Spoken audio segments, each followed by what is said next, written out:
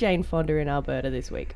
Well, so she went to Fort McMurray and did the classic celebrity flyover of Fort McMurray, and she said it felt like I think her skin was being ripped off or something when she looked at the oil sands. So then... that sounds really painful. It is an odd thing to say when you're looking at the ground. But she came to Edmonton the next day for a press conference and a panel at the U of A. She was actually delayed in Fort McMurray for 6 hours and stuck in the airport. I mean, they couldn't find her a hotel, which is a little odd. But she was stuck there, and she said people were pretty hostile to her in the airport. I think she took a lot of flack from Fort McMurrayites. And actually, her interview on CTV or CBC up there was interrupted by someone haranguing her. But then she came to Edmonton and did a press conference and said they and some Indigenous leaders that were with her are calling for a halt to expansion in the oil sands. Now, it was interesting. Her visit came the same day as something that maybe even overshadowed it a little bit.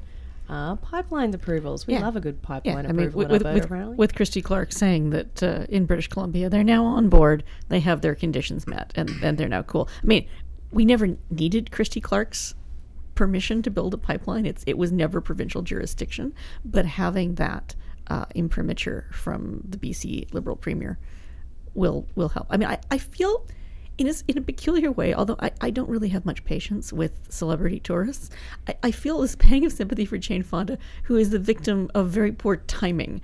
If, when James Cameron came, when others, Neil Young came, when other celebrities came, there were conservative governments here provincially and federally.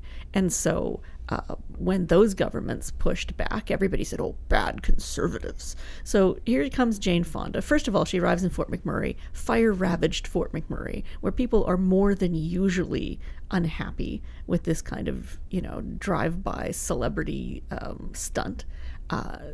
It's been a tough year in Fort McMurray. But then, Fonda is now making fun of Justin Trudeau and saying rude things about Rachel Notley. Don't trust good-looking liberals, she said about Justin Trudeau.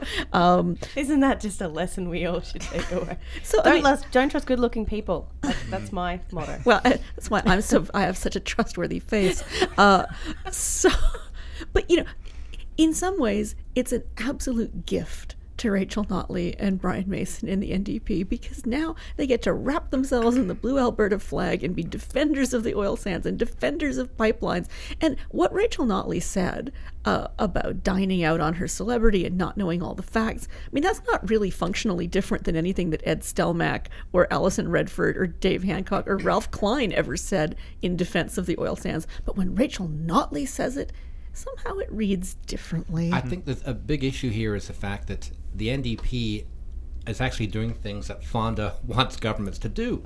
Fonda went on about we must be reducing emissions, we must be moving to green energy. And she gave no credit to the NDP government at all, which is trying to reduce emissions and move to green energy. So her narrative was taken from the old days, from when the Conservatives were in power.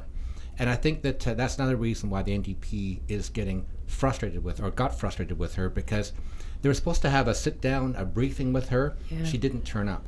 And then Greenpeace said, well, look, we'll arrange it later on. It never came about. So she was never briefed. She was there, she said, basically to amplify the voices of the First Nations, the Aboriginal people who are against development of the oil sands. But Paula is right that the timing was amazingly bad for her, because within hours of her saying, the oil sands are bad, pipelines are bad, yet the BC government saying it supports now the Kinder Morgan pipeline. And you're right, Paula, even though you don't need technically the BC government support, if you didn't have the BC government support, that's a real problem.